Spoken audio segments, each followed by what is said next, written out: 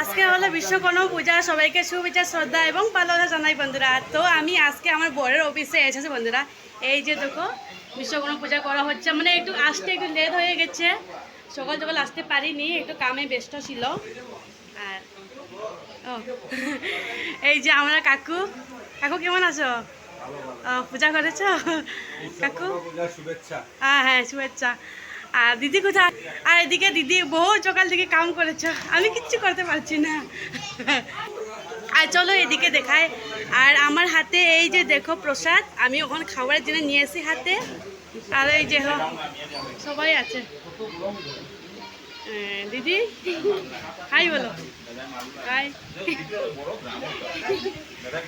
আর এই যে আমার বর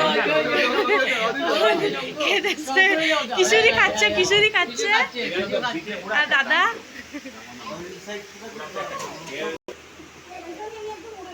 ওই যে